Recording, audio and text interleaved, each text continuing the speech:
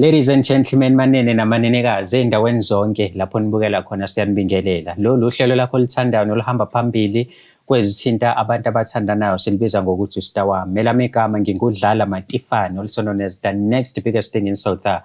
So uyazi-ke manje ukuthi once avela nje ku-screen sakho yiyo leyo ndaba yey'ndaba zabantu. It's either bahamba nga-2 noma bahamba nga-3 noma bahamba nga-4. Uma ukuthi ufuna ukuyithola kuzolungisa iy'ndaba zakho zomjolo, umjolo show@gmail.com sikufake kuhlelo silungisa umjolo. Uma ngabe kunostar wakho ofisa ukuwuveza, umjolo show@gmail.com uzohlala njengoba ubona udadewethu esinaye namhlanje eceleni. So khuluma naye namhlanje just to find out ukuthi yini embeka la nanokuthi indaba yakhe ihamba kanjani. So zenzile lezi zinto ey'ntathu engizozicela njengamanje. If not, please ngicela wenze kanjalo, usubscribe, ulike, phinde futhi ushare i-channel yakho umjolo show. Sikwi-road ebheke to 500k subscribers on YouTube. Already ku-Facebook sesilishayile 1 million. Khona ipage lethu umjolo ungangilandeleza udlala Matifane. Uyazi ukuthi before singene nje kwinkulumo yethu sigxile sijule kuyona, sike siqale la ukuthi-ke nazi izinto zakho zikhona. Showcase abafowethu sebelungisile inamba uyayibona la ngezansi, okwaziyo ukuthi uthumele uWhatsApp noma uyifonele ukuthi ukwazi ukuthola izinto zakho. Mengithi izinto zakho-ke ingoba zisiza wena, zisiza umzimba wakho ukuthi ukwazi ukufunctiona kahle, ukwazi ukuba active, ukwazi ukwenza izinto kahle. Uma umuntu wesifazane nje nangu ushuni wakhe sikuphathele wona, Lady Bloom Juice, yakwazi ukuthi ibalansise ama-hormones wakho, yakwazi ukuthi reduce your PMS and also iphinde futhi increase i-desire. Ngiyayithanda-ke leyo part. Ayikho into ebaluleke njengokuthi-ke umuntu wesifazane akulethele into e-right, into ekhala kahle, ujabule nawe ubaba wekhaya. Kanti nawe-ke umuntu wesilisa uphenduka iking yangempela la mengabe kuphuze nansi Bloom Juice. Thola-ke manje, fonele le number, ukhethe eyakho, uyithathe ube nayo. Dadewethu sawubona. Yebo sawubona msakazi, njani? Ngiyaphila kunjani ma? Siyaphila. Ngiyajabula ukuba nawe namhlanje ohlelweni uStar Wami. Siqale nje kuqaleni ubani esinaye namhlanje? Ubuhle icelelo ninayi bhuti. Siyajabula ukuba nawe dadewethu. Abantu abaningi mengabe befika lekhaya basuke befuna ukuveza something kwabanye abantu. Wena yini ekubeka la namhlanje? Bhuti njengoba ngilana nginenkinga kahle. Kunoguy sengithanda naye for 5 months. Okay.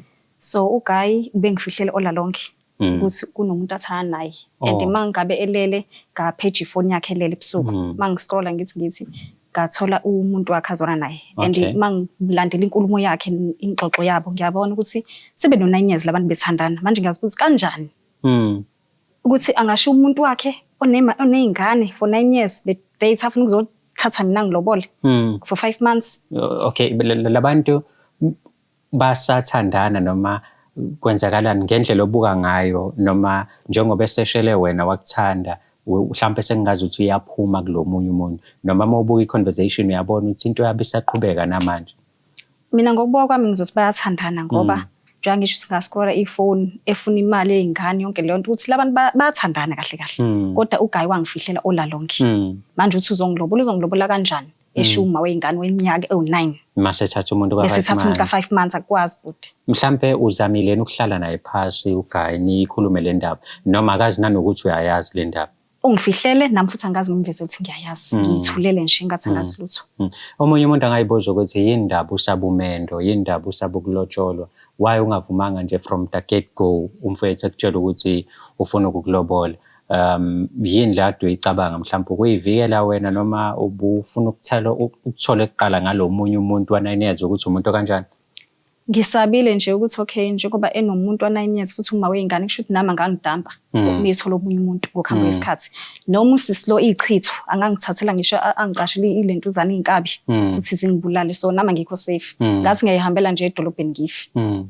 Ngisabile impilo yami. Kona shuthi kuyaphutha ukukhombisa ukuthi umuntu onawo amandla because kuwena kubu 5 months usefuna ukukulobola, while on the other side umithisile zaba khona ingane but akakaloboli mhlambe noma uyintombi noma umfazi ngendlela obuka ngayo i-conversation yakho? Ngeke ngiqonde kahle lapho ukuthi umfazi noma unkosikazi noma untombi, ngeke ngiqonde kahle lapho ngoba nami angayithola yonke information. Futhi angambuza uguy ngoba nami ngiyasaba. Uzongibuza ngiyithathe phi yonke lento? Ngiyasaba nami. Okay. So njengoba ula namhlanje ubufisa ukuthi kwenzakaleni, ubufisa ukukhuluma naye usisi, umtshele ukuthi uyaziwa uzoba unkosikazi wesibili noma ubufisa ukukhuluma naye umazisa ukuthi indoda yakhe ihlela ukwenza u-1 no-2 no-3? Bengifisa ukumazisa ngami ngizwe ukuthi uzothini kodwa nje ngiyasaba nami. Yebo. Okay, no, ngiyakuzwa. Mhlampe as much as nami ngisaba njenganawe because lento ingaruna i-relationship yabo labantu bobabili, but asizame ukuthi sibafonele sizwe ukuthi kuhamba kanjani. Mhlampe cela unginikeze inamba yakho sisi sikwazi ukuthi simfonele. Okay. Yo. Ay, nansi. Thank you.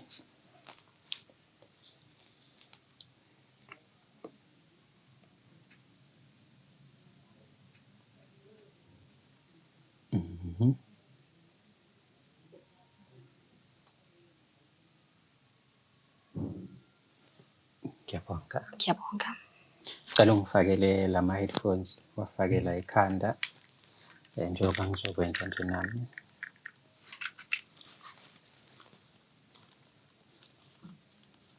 Okay, asibone ukuthi-ke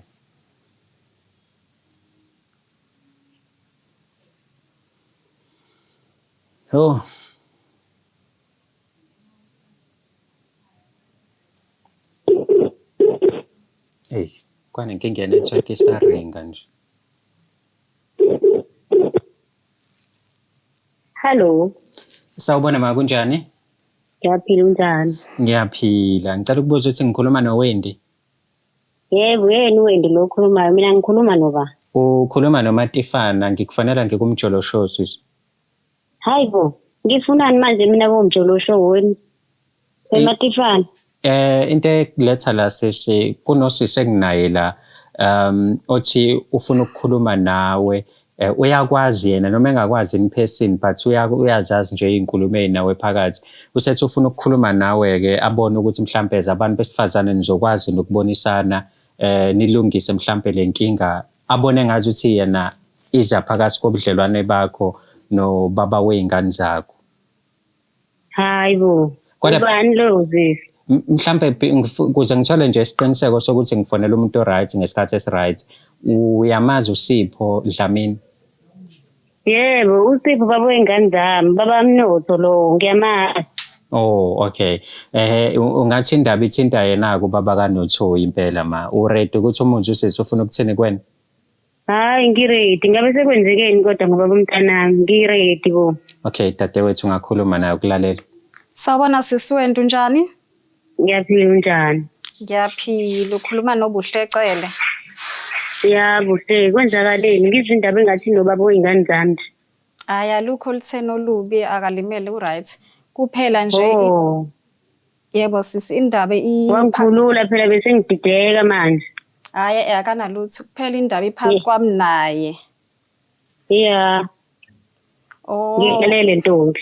Yebo, bengithi angikwazisi ukuthi uSipho uthi ufuna ukungilobola. Manje ngabona efonini mangiscrolla ukuthi engathi ukhona umuntu okhona okade futhi nazwana naye. Imake ntombi yami, ima khona lapho. Uthi ufunani? Uthi ufuna ungilobola. Ufuna ukukulobola? Yebo sisi. uSipho Dlamini lo sikhuluma ngaye ubaba weingane zami sisi. Ufuna ukukulobola kanjani? Mina ngikhona ngithandana naye sengihlala isikhathi eside kangaka naye. Ingakho-ke ngikufonelile, bengifuna ukuqinisekisa lokho. Uthi ufuna ukukulobola ngobani? Wena thandana naye uSipho? Yebo ma. Okusuka nini ngoba ubaba weingane zami lo kade naye lapha eThekwini sengihlala emakhaya ma. Angazi kodwa nami ngihlala la eThekwini. Sesino 5 months nje sithandana. Uthandana nini wena nobaba weingane zami? Bano 5 months ma. 5 months? Hayibo. Kanjani? Kanti le ndoda injani bakithi? Uzofuna ukukulobola? Yingakho ngifonile ngoba ngifuna uqisa lo ukuthi kanjani ukuthi ngashiya umfazi wakhe weminyaka 9. Hayibo, nginesikhathi eside kabi ngihlele ngibekezelele lo bhuti lo ubaba weingane zami wesisi. Ubaba weingane zami loyo angeke aze lobole umuntu ngikhona. Angeke aze ahamba yolobola ngishiye mina. Mina ngifuna ukuthola from wena ke manje uqinisekise singakanani isikhathi wena onaso noSipho njengoba uWendy ethi yena una 5 months. Ilo 9 months ilo 9 years akhuluma ngawo ngempela noma? Uqinisile bhuti, ngineminyaka ewu9 ngithandana naye, nginanezingane eziwu2 zakhe uSipho manje sefuna ukungishiya engazange angitshele mina engazange asho lutho kuyathusa bhuti. So lo muntu wesilisa umuntu onjani kuwena? Umuntu okhombisa ukukuthanda, umuntu okunakekelayo, umuntu ade kunikeza uthando ngalendlela ukuthi bongabona ukuthi there's something wrong ayenzayo on the other side? Ngendlela nje bengingaboni ngayo bhuti ngiyamangala mase usisuney'nyanga eziwu-5 mina ngazi ukuthi ubaba wey'ngane zami nje ngiyamvakashela kube right kube kungabi nankinga. Sengiyamangala manje mase khona umuntu asefuna ukumlobola akaze angitshengise nkosi yami ukuthi khona into aseyenza ebhedayo. Sengihlale 9 years naye. So usisi njengoba eze la kwisho ubezofuna ukuthola wena ukuthi umuntu kanjani nanokuthi mhlawumbe uzokwazi nokuthi accept as unkosikazi wesibili kule relationship angene because ubaba cha izinkulumo zokuthi ufuna ukumlobola uloko eyimisile ukuthi uzokwenza lokho. Never ngeke ngize ngikwazi nkosi yami ukwamukela ke lokho ukuthi azomfazi wesibili azomfazi wesibili kanjani kube kuyena okuthiwa uzolotsholwa kuqala. Angithi yena sekhulumile manje indaba yamalobolo mina uSipho akaze akhulume lutho ngendaba yamalobolo ubhizi nezingane kuphela kodwa akaze angitshela indaba zamalobolo mina usebonke kumele ayolobola intombazane ente engayazi mina ngeke kuze kwazi ukwenzeka lokho. So wena ke manje mengabuza inkulumo kanje umyeni wakho kumnikeza siphi isithombe sengithi umyeni ubaba wey'ngane zakho kukunikeza siphi isithombe ngaye uyayikholwa lento eshiwo udadewethu la noma uyamsukela mhlawumbe ufuna ukutrenda ngaye njengoba sirekhoda la? Hayi ngidumele nje ngendlela engingakholwa ngayo angazi ukuthi kwenzakalani ngosuku lwami lanamhlanje angizwa nje kwayilento eniyikhulumayo angizwa ngempela ngoba mina ngazi ukuthi uSipho ubaba wey'ngane zami siyathandana kuhle kumnandi. Omunye umuntu wesithathu angimazi nkosi yami aze angimazi kwangampela. Mhlawumbe mengase ngimi-ede la uSipho sikhulume naye ngeke uzobe nankinga just ukuthola iside lakhe le story ukuthi mhlawumbe yena uzofika athini. Awu ngabe ngisinzile ngempela ngoba phela hayi ngiyafuna ukuyazi le ndaba ukuthi isukaphi. Okay. Ukwabayo ngiyafisa nje ukuyazi.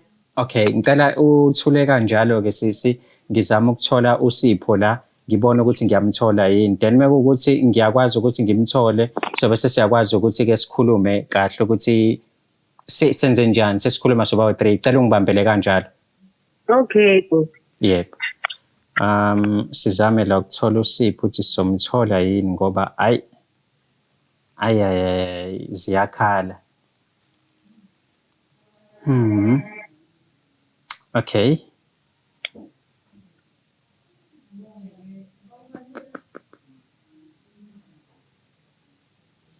Bona ukuthi uyatholakala yini.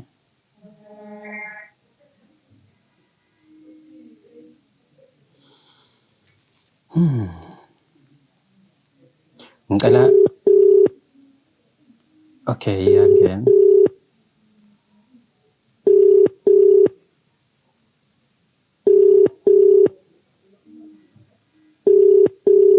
Ngathi akayibambi. Inkinga ke le ngoba nosisi akangeni. Bhuti kunjani? Yebo bhuti. Yebo ngiyaphila unjani bhuti? Ngiyaphila mntaka baba. Ukhuluma noMatifana wemfowethu. Yebo bhuti. Nafethu nginomuntu othandana naye la nafethu ufuna ukuxoxa nawe so utshele ke ifoni yami ukuthi angimfonise ngoba yena ubengenayo airtime ubuhle. Wenze njani ubuhle? Mhlawumbe ngikunikeze ithuba kube uyena oyikhulumela nawe nje akuchacisele cause mina bengimsiza nje ngokumenza isikole. Okay akumnike ngizwe. Okay ungakhuluma naye. Sawona babe unjani? Ngiyaphila unjani? Ngiyaphila sithanda sami. Kunodaba engicela sikhulume ngalo. Kwenze njani ufuna ngezinye inamba zabanye abafana manje kwenzakalani? Hayi bengicelile ngila kumjolo show kunodaba engifisa sikhulume ngalo. Kumjolo show lelo daba bengesikwazi ukukhulumela endlini uzolifaka ukuthi kumjolo show TV. Cha baby ngiyasaba. Sabani? Kanti lo bucayi. Alukho obucayi ngaleyo ndlela kodwa bengisaba ukuthi ngikhulume nawe. Okay, awukhulume ngaye. Okay baby la ngiye ngapage ifoni yakho ulele ngathola ukuthi kunoma wengane wakho. Ngilele na page. Yebo baby konke bengifuna ukuyithola. Okay. Ngibese ngithola ukuthi la kunoma wengane yakho ensenithana naye for 9 years. Imake wo anginayo ingane ukuqala lokho. Hawu kanjani baby? Okwesibili anginayo ama ingane. Hawu sithando sami ungaphika manje. Webafo. Yebo bhuti. Awunayo ingane.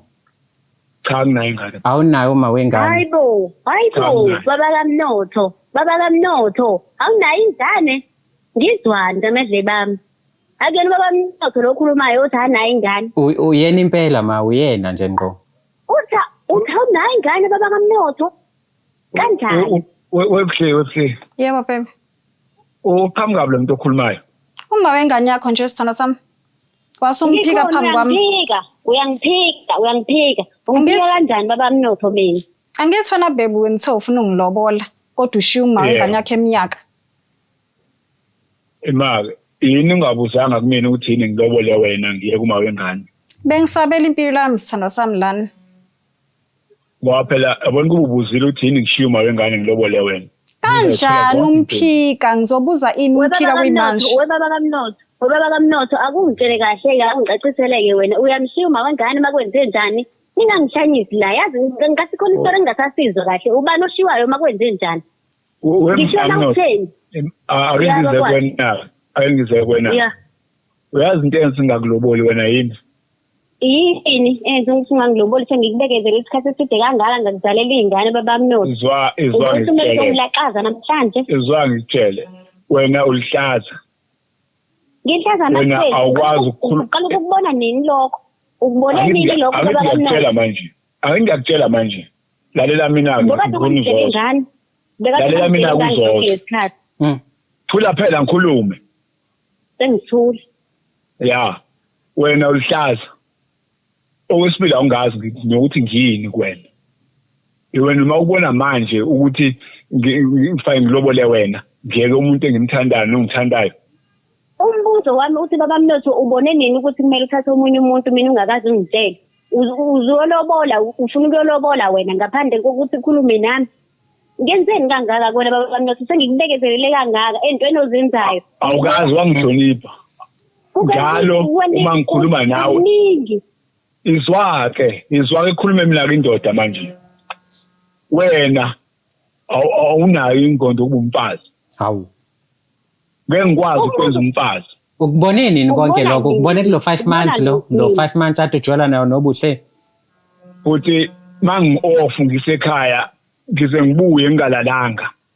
Ngiyaquliswa njalo. Ngiyavuka ekseni ngiyageza ngiyahamba.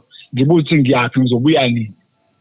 Ngihamba nabafowethu ngibuthi ngizobuya nini? Ngibona yona lento. Yiyo lento ebengiyibona baba kaMnotho. Uthi uqale nini wena ukuthi uma ngabe ufikile ungabi nesikhathi sami, uhamba nabangani bakho ungabi nesikhathi sezingane. Mina mangabe ngifikile lapha eThekwini kufanele ngivashe ngenze yonke into kanti wena usudonsa ononkilo yengabazi. Ungangikeli baba kaMnotho. Uyabona-ke izwake mfazi. Izwake khuluma indoda manje mfazi. Manje isinqumo engisithathile ileso. Sithini isinqumo sakho? Isiphi leso sinqumo? Esithi angikwazi ukuqhubeka nawe. Uma ungakwazi ukuqhubeka nawe uqhubeka noba? Ngizolobola ubuhle nje angihleli ukulobola ubuhle. Ngeke uze ukubone lokho baba kaMnotho. Ngeke uze ukubone lokho ngithaphila. Ngeke uze ukubone baba kaMnotho. Okokuqala wahamba wayeThekwini baba kaMnotho wangibuyela nezifo ngathula. Manje uyahamba eThekwini uyongibuyela nabasazi. Akho mfazi wangena la ngishikini bayazi bazi mina. Ngeke uze ukubone lokho baba kaMnotho. Khohlwa. Futhi uzothandana wedwa. Ngoba mina ngizokhokhela ingane zami ngizithathe. So aware ukuthi unezifo ezikhona ubaba noma mhlawumbe awukho aware nangesho uma kaMnotho la. Bengakazi kangako ngezifo. Bengazazi mina. But uma kaMnotho uqeda ukusho manje. Hayi mina bhuti bengazazi. Bungazazi kanjani ngoba wena wahamba waye clinic wabuya ungitshengisa ikhadi. Yiphi into obungayazi manje baba kaMnotho? Hawu baby kanti uyangifihlela. Linesifo esodwa hayi izifo eziningi. Manje usho izifo eziningi wena. Kuyafana baba kaMnotho, kuyafana noma ngabe ziningi noma ngabe sodwa. Sona leso. Kodwa bheba uzangitshela mina ngezifo. Macela. Asikaze sihlalele phansi indaba sixoxe. Zingaki imfihlo ngifihlele zona ke ngoba naku sengithona ukuthi noma wengane nezifo futhi uyayifihla.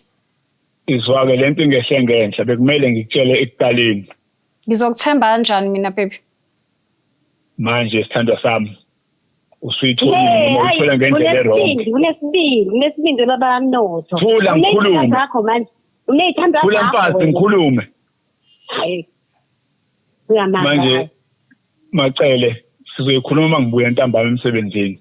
Ha, uzobuyela kuyena. Baba Mnotho. Lalela baba Mnotho ngiyagibela manje. Ngiza lapho kwaye namhlanje ngithatha ingane siyakhuphuka sizeThekwini. Nizokwenzana eThekwini? Nani nizosebenza? Sizekwena. Nawu uzosebenza eThekwini? Noma ngabe ngizile ukuzosebenza ngize kubabuye ingane zami. Akubizanga ngithi. Ngiyeza-ke kodwa yabo namhlanje ngithatha ingane ngiyagibela ngizeThekwini baba Mnotho ngeke ngidlale wena mina. Ubizwa bani eThekwini? Angibizwa ngomuntu kodwa ngizofika. Yo. So baba kaMnotho unomuntu ohlale naye 9 years okwazi in and out niney'ngane ngizwe ngathi sekukhona ney'ngane phakathi so wena ufuna ukushiya konke lokho uhambe nomuntu ka5 months oze kwishow ngoba engathembi wena engathembi ukuthi yini lo ufuna ukumfaka kuyona. Bhuti inkinga yami ibinkulu ukuthi bengibekezele. Uma wengane mina ngizokhokhela ingane ngizithathe ziyohlala ekhaya. Ubungangitshela ingane zonke lesikhathi ngibekezele baba Mnotho usungitshela indaba zokukhokhela ingane manje uyabazi ubuhlungu ongizwisa bona baba Mnotho mina ngihleli ngibekezele ngilinde wena ekhaya wena ungitshela ukuthi uzosakhona onkilo engabazi manje uzobatha kanjani onkilo mina kade ngabekezela ngawo. Uyazi kubuhlungu kanjani ukufonela usahleli nabafowenu 200 ubuya nini lishonile ilanga ubona ukuthi lishonile ilanga. Angikwazi kumela lo. Ngibona yona lento ukuthi wena mangabe uhambile ubona ezinye izintombi engazazi la ukuthi zivelaphi ngesikhathi esinzima kanje zivelaphi zazikuphi ngiwa ngivuka nawe mina. Iyona angikwazi ukuphila kanjalo ngathi ngisejele. Wena ubungiphilisa ngathi ngisejele. Yo. Ubungigadile ngayo yonke indlela. Bokushoda ukuthi ngifake itracker nje kuphela. Ubufuna itracker ubufuna ngagadini. Kuphi angithi usubone intombi manje hayi ngale ndlela ubungatheni ngayo into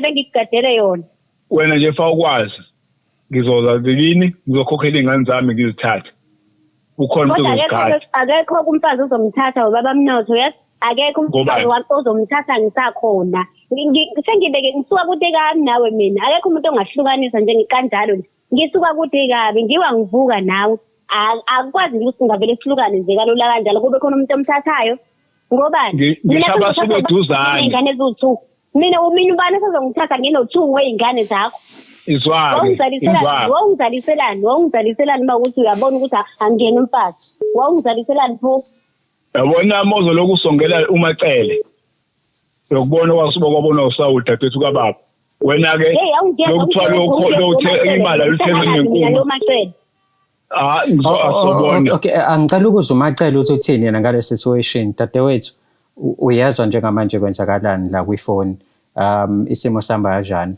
uwilling ukuyifaka ku situation enje wazi ukuthi uyifaka entweni enjani uyezwa kunokushwabula kunamagama kunezinkulumo ezikhulunywa njengamanje noma nawe uthi mhlambe uthi ukuyicabanga indaba yalo mendo oza kwena. Hayi ngeke bhuti uyamuzwa nje umfazi wakhe uthi nje akho mfazi ozobo lapha egcikeni kwakhe afune mina kwabo. So cha baby ungifihlela izinto eziningi kabi ngazi ngani mhlawumbe nami ngisazongidampa ubona abanye nje ukwazi ukwenza kuma wengane zakho. Macele baby ngibona ngathi nje mhlawumbe sizofanele siyeke ngikwenza kuwena. Hayi usazokwenza wesisi indini usazokwenza kwayiwena loyo ukhohlakele kabi ukuthi angazoshiya mina angitshela ukuthi uzokuba omunye umfazi. Thula yabona into osiyenzile manje. Hayi ngeke kuzofanele siyeke. Ngcono uzama ukulungisa indaba inkinga zenu nomfazi wakho. Wema Mnotho yabo ngisizela into zami ngithi ngokwakho umuzi isiphizelo wena akho isiphizelayo iziphi izinto engiyishiphizayo mina ukhuluma nomacele ngithatha ngiyezama angithi ukhuluma nomacele ngithatha nomacele wakho angithi ningifonele nomacele mina bengingena lapha endabeni zomacele nama call angithi ukhuluma nobabili angithi wena umfonelile nasenifonela mina Angikaze ngize ngifonele mina Macele, mina ngimazi bayilo Macele uyena ongifonelile. Indaba uthi mina ngoba njalo wona siyezwe Ngiyakwazi nedrama wena. Ngiyakwazi nedrama. Ngisukela kwayilapho baba Mnothi. Baba kaMnotho, ngicabanga ukuthi into ekusalele nje ukuhlala phansi noma wey'ngane zakho ukhulume naye. Umacele usekucacisile ukuthi hayi cabanga ukuthi yekani. Ngicabanga ukuthi mhlawumbe ngisangakulungisa ukwazi kangcono lo ka-9 years kunalo ka-5 months. Kodwa nawe nje lutho la 9 years. Kodwa mfethu nawe uma uyibukisisa kahle lo muntu usukuqoqile ukwakhile ungenalutho wakwenza le ndoda eyiyona manje but wena sowufuna ukuhamba kanje. Ngeke angenze lutho. Sure. Angihloniphi. Selinhloniphi efuneka umuntu esifazane. Emveni kwesikhathi esingakanani baba kaMnotho ngibekezele. Kodwa ungihloniphi. Ungenalutho baba kaMnotho ngiba ngivuka nawe namhlanje usubona ukuthi angikuhloniphi. Ubone nini lokho baba kaMnotho? Awunginike into. Zonke wangizalisa zona. Usubona ukuthi manje angikuhloniphi mina. Awunginike into. Ngiyakubonga baba kaMnotho bengingakwazi ukuthi nje ukuthi ungavesana uzongilaqaza nje ngentombazane ethela manje. Emveni kwesikhathi esingaka hayi cha ngiyomtshela nokhulu wakhe ukuthi hayi wangigila ubaba wengane kanti unjani nje wena. Yani senze njani-ke la sisi umile ekutheni awuqhubeki nalento noma nisazokhuluma noDlamini nibone nimisa kanjani? But ngiyashiya impilo yami ayiphephile makunje uyamuza unkosikazi akho uthi nje akangidingile amagcikeni akhe. Yani Uthi akho mina kwabo zongena lapha yana. Ngaze ngishawa abantu angishaye ngezichitho ngidutshulwe nje kuningi. Impilo yami ayiphephile. Yani angazi ukuthi wena ungathini kule situation esiyibonayo namhlanje noma esizwile kule episode. Because kunzima uyabona ukuthi kushubile phakathi kwalabantu bobathathu. Kodwa-ke mhlawumbe ngifuna i-clarity la sis because meyabe ngikhuluma nabo labantu ngiyamuzwa usisi lo makaMnotho uyakuveza ukuthi emva kweminyaka ewu9 akakaze uDlamini ahamba umlobola but usefuna ukuthi azolobola wena. So sengifuna i-clarification towards you have said before ukuthi ngapha unkosikazi noma umfazi wakho uthi akamfuna umuntu wesibili. So kanti yime ngikhuluma naye efonini ngimuzwa ukuthi akakaze mhlawumbe azama ukumlobola. So I wanna get i-clarification lapho ukuthi ngendlela owazi ngawe noma wabona ngayo i-conversation umuntu abathandanayo uma wengane noma kids khiphani because yena uyachaza ukuthi akamlobolile. Hayi but ngisho ukuthi uma wengane kodwa mina ngendlela ayichaza ngayo uSismith afune mina kwabe emagcekeni singazi ukuthi umfazi phela lo muntu osho kanjalo kodwa nama nginalwazi oluphelele ngoba but uneyimfihlo eziningi kakhulu. Yani Uneyimfihlo eziningi kakhulu. Ziningi imfihlana because ngiyabona ukuthi kuningi kufanele nikulungise la kuyimfihlweni because cabanga ukuthi nawe kufanele uhambe uyobheka isimo sakho sempilo because khona into eshiwo uyena futhi usisi ethinta isimo sempilo. So ngiyacabanga ukuthi lokho uma ukuthi uzikhathalele noma ufuna ukuyinakekela yinto ekumele uyenze ngokuhamba kwesikhathi. Hayi ngizokwenza impela bhuti lokho kodwa nje hayi ngiphumile kulo mento lo. Yani Hayi ngiyabonga uneyimfihlo eziningi kakhulu sengisabela impilo yami nami la. Wena kwi-situation enje ungenza kanjani-ke? Nangu uma wey'ngane noma uma wengane usubekezela indoda wayibekezelela wayithanda wayinakekela mhlawumbe wayishintsha yabile nto eyiyona manje yahlala nawe iminyaka then ekugcineni seyibona omunye umuntu uthi ayihambe yolobola yena noma ithathe yena imenze umfazi ikushiye wena ney'ngane eziwu2 wenze njani kuleyo situation? Bhala lapho kuma-comment mawukuthi ufisa ukuyibona la umjoloshow@gmail.com that is umjoloshow@gmail.com. Ungakhohlwa-ke subscribe ulike ushare futhi i-channel yethu. Ngikhona on Facebook Dlala Matifana masilandela ipage lethu likhona umjolo uzobona umjolo una 1 million followers mina uzongibona nje uDlala Matifana verified if not akusiyena uMatifana. Siyabonga kakhulu ukubukela kwakho.